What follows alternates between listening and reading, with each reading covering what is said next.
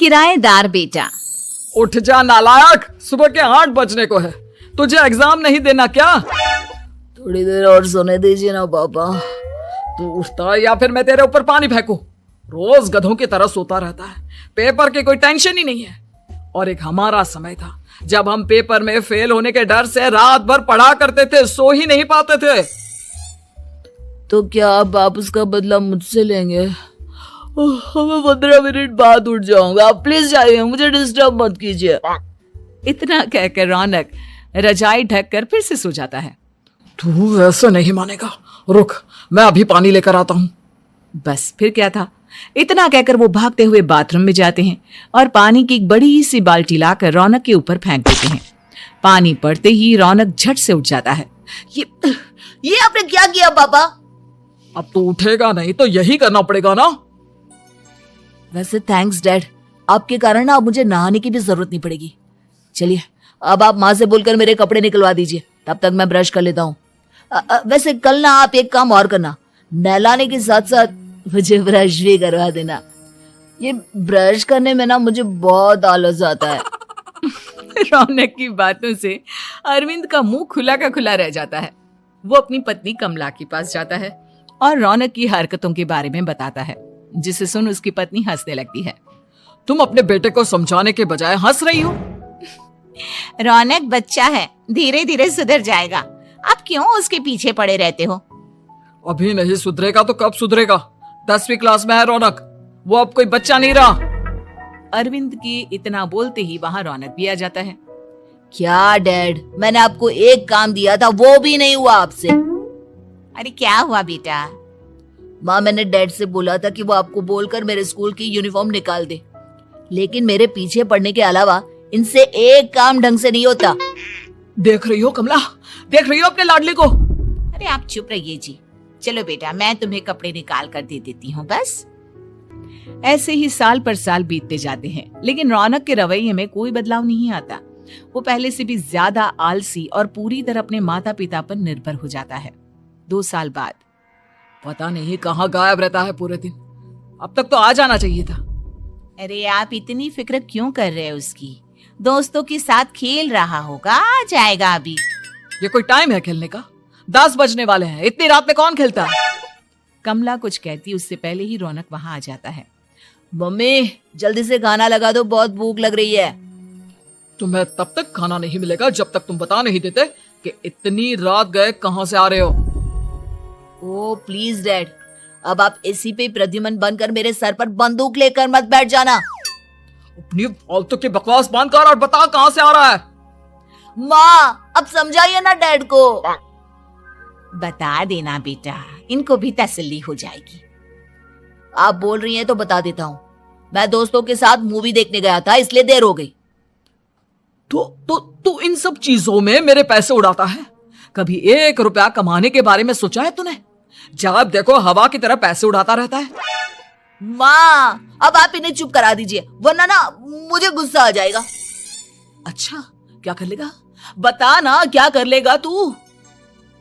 वैसे बात तो ठीक ही है, मैं कर ही क्या सकता हूँ, पैसे तो फिर भी मैं आपसे ही मांगूंगा ना। चलिए अब ये सब बात छोड़िए और मम्मी मेरे लिए खाना लगा दीजिए। अभी लगा देती हूँ बेटा। मैं बता रहा हूँ कमला, एक दिन ये ऐसे ही बिगड़ जाएगा। उफ़ो, आप क्यों इतना पीछे पड़े रहते हो मेरे बच्चे के? बात की बाद में देखेंगे, अभी आप शांति से उसे खाना खाने देंगे।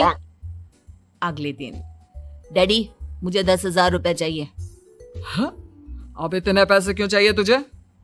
डैड आप बिना सवाल किए कभी पैसे नहीं दे सकते क्या? जब तक तू बताएगा नहीं तुझे पैसे भी नहीं मिलेंगे। अरे अब आप अपने बेटे को पैसे भी नहीं दे सकते? नालायक, तेरी उम्र के लोग नौकरी करते हैं और एक तू है जो नौकरी करने का नाम ही नहीं लेता कभी। आप लोगों के होते हुए भला मैं नौकरी क्यों करूं? अरे हम कब तक पैसे देंगे तुझे? तुझे भी तो अपने पैरों पर खड़ा होना होगा ना। कौन सा उधार के पैरों पर खड़ा हूं? अपने ही तो पैरों पर खड़ा हूं मैं। इसी तरह रौनक दिन प्रतिदिन लापरवाह होता जाता है उसकी लापरवाही को देखते हुए अरविंद और कमला अपने बेटे की शादी कराने का फैसला लेते हैं और 1 महीने के अंदर अंदर ही रौनक की शादी मेघा नाम की लड़की से करा देते हैं। शादी के कुछ दिन बाद, रौनक मुझे एक अच्छी सी साड़ी चाहिए, आप ला दोगे ना? हाँ क्यों नहीं। कितने तक की आती है साड़ी? यही करीब 5,000 तक की। तुम चिंता मत करो, मैं आज ही डैडी से पैसे मांगकर तुम्हारे लिए साड़ी ले आऊंगा। आप कब तक ऐसे ही अपने पापा से पैसे मांगते रहेंगे? कोई अच्छी सी नौकरी क्यों नहीं कर लेते आप? अरे डैड के होते हुए मुझे नौकरी करने की जरूरत ही क्या है? पर आप ऐसे कब तक उनसे पैसे मांगते रहेंगे? कुछ आपको अपने दम पर भी तो करना होगा ना। अब तुम भी बाकी लोगों की तरह मुझे ज्ञान देना शुरू मत कर देना। साड़ी चाहिए ना तुम्हें, मिल जाएगी बस। इतना कहकर रौनक अपने पिता से पैसे मांगने चला जाता है। डैडी मुझे 5,000 रुपया चाहिए। अब 5,000 क्यों चाहिए तुझे? वो मेघा को साड़ी चाहिए थी। अरविंद आगे बिना कुछ कहे चुपचाप उसे पैसे निकाल कर दे देता है। कुछ दिन बाद, तुम्हें नहीं लगता कमला, रौनक हम पर पहले से भी ज्यादा डिपेंड हो गया है? मुझे तो अब उसके भविष्य की चिंता होने लगी है। कल को हमें कुछ हो गया तो वो क्या करेगा? काश तुमने पहले ये सोच लिया होता तो आज हमारा बेटा इतना लापरवाह नहीं होता। तब मुझे कहाँ पता था कि मेरा लाड प्यार उसे इतना बिगाड़ देगा कि वो इस हद तक लापरवाह बन जाएगा। कोई बात नहीं, अभी भी देर नहीं हुई। मुझे पता है उसे कैसे सुधारा जा सकता है। कैसे? अरविंद कुछ कहता उससे पहले रौनक वहां आ जाता है और पैसों के लिए हाथ फैलाने लगता है। डैड, मैं और मेघा बाहर घूमने जाना चाहते हैं। अरे वाह, ये आज सूरज कहाँ से निकला है? Dad please. अच्छा चलो अब मुद्दे की बात करो। मुझे अब 25,000 चाहिए। अब तुम्हें 1 रुपया भी नहीं मिलने वाला। अगर तुम्हें पैसों की इतनी ही जरूरत है तो कोई ढंग की नौकरी कर लो। मम्मी आप कुछ कहिए ना डैड को। बेटा वो गलत क्या बोल रहे हैं? ये सब हम तेरे भले के लिए ही तो कर रहे हैं। मम्मा मैंने बताया ना आपको, मुझे नहीं करनी कोई जॉब वॉब। तो ठीक है, निकल जाओ हमारे घर से। तुम्हारे जैसे लोगों के लिए मैंने ये घर खड़ा नहीं किया है। जितना ये घर आपका है ना उतना ही मेरा भी है। मैं कहीं नहीं जाने वाला। जाना तो पड़ेगा ही तुझे, क्योंकि अब मैं तेरा कोई भी खर्चा नहीं उठाने वाला। ठीक है मत उठाइए मेरा खर्चा, मैं अपने दम पर भी जी सकता हूँ। तो बेशर्मों की तरह अब तक यहाँ क्यों खड़ा है? अपना सामान ले आओ, निकल जाए यहाँ से। रौनक पैर पटकते हुए वहां से चला जाता है। घर से निकालना जरूरी है क्या उससे? बिना पैसों के कौन रखेगा उससे किराए पर? अगर उसका भविष्य सुधारना है तो हमें अपने दिल पर पत्थर रखकर ये कदम उठाना ही होगा। दोनों बात कर रहे होते हैं कि रौनक अपनी पत्नी के साथ एक बड़ा सा बैग लेकर घर से निकल जाता है, लेकिन घर से बाहर उसे कोई भी मुफ्त में अपने घर किराए पर नहीं रखता। अंत में थक हार कर वो फिर से अपने घर चला जाता है। क्या हुआ? थोड़ी देर पहले तो दहाड़ते हुए घर से निकला था, अब क्या हुआ? नहीं रखा ना किसी ने तुझे किराए पर? डैड प्लीज, मैं कुछ दिनों में कोई अच्छी सी नौकरी शुरू कर दूंगा। आप तब तक तो हमें रख लीजिए प्लीज। सुबह से रात हो चुकी है लेकिन कोई हमें रखने को राजी नहीं है। अब आप ही बताइए, इतनी रात को मैं मेघा को लेकर कहाँ जाऊंगा? ठीक है, बहू की वजह से मैं तुझे घर पर रख रहा हूँ, लेकिन तू इस घर में एक बेटे की नहीं बल्कि एक किराएदार की हैसियत से रहेगा। 3 महीने हैं तेरे पास।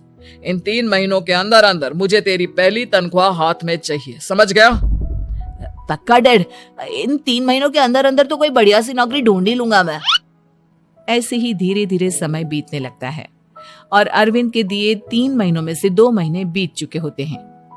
पापा जी ने हमें 3 महीने दिए थे, जिसमें से 2 महीने तो बीत चुके हैं। अब ये आखिरी महीना बचा है। अरे तुम चिंता मत करो, आज मेरा ना 2 जगह इंटरव्यू है, दोनों में से कहीं ना कहीं तो जॉब लगी जाएगी। अच्छा, all the best. Raunak interview के लिए निकल जाता है, जिसके बाद शाम में रौनक घर आता है। कैसा गया इंटरव्यू? आपकी नौकरी लगी या नहीं? अरे पहले सांस तो ले लेने दो अच्छे से। बताइए ना, मुझसे तो जरा भी इंतजार नहीं हो रहा है। वो दरअसल बात यह है कि मेरी नौकरी तो लग चुकी है लेकिन पैसे बहुत कम है। कितने पैसे हैं? 15,000। इतने में अरविंद और कमला मिठाई का डिब्बा लेकर आ जाते हैं। बधाई हो बेटा। हम जानते थे तेरी जॉब जरूर लगेगी। लेकिन मेरी सैलरी बहुत कम है मम्मा। कम है तो क्या हुआ, धीरे धीरे बढ़ जाएगी। हाँ बेटा, हम तो बस चाहते थे कि तू अपने पैरों पर खड़ा हो जाए। मतलब अब आप मुझे घर से नहीं निकालेंगे? नहीं, ये सब हमने तुझे जिम्मेदार इंसान बनाने के लिए किया था। Thank you mummy papa. अगर आप दोनों ऐसा नहीं करते तो मुझे कभी अपनी जिम्मेदारियों का एहसास तक नहीं होता। आज आपने मुझे सिखा दिया कि इंसान का अपने पैरों पर खड़ा होना भी जरूरी होता है। इतना कहकर रौनक झट से अपने माता पिता के गले लग जाता है और अपनी कमाई की पहली तनख्वाह वो अपने माता पिता के हाथ में सौंपता है। इस तरह रौनक एक गैर जिम्मेदार व्यक्ति से एक जिम्मेदार व्यक्ति बन जाता है।